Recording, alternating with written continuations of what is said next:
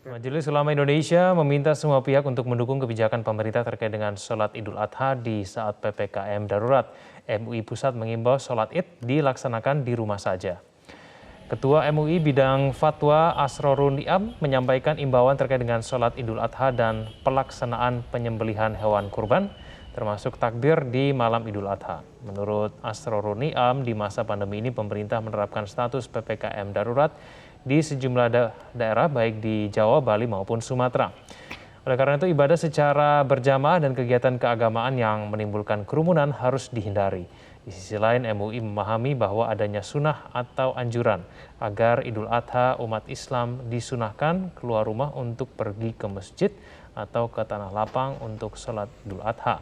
Namun karena kondisi pandemi, MUI mengimbau agar ibadah dialihkan ke rumah atau di tempat yang bersifat terbatas.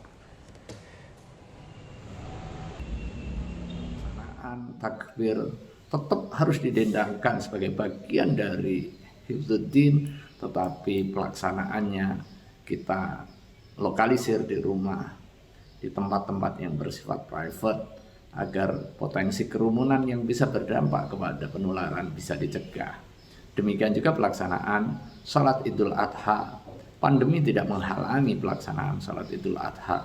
Tetapi ketika biasanya dilaksanakan di tanah lapang dengan jumlah jamaah yang begitu besar, hari ini dalam kondisi PPKM darurat, kita laksanakan dengan cara di rumah dengan jamaah yang terbatas bersama anggota keluarga, sehingga tidak ada kekhawatiran potensi penularan karena sama-sama saling menjaga dalam kondisi kesehatan.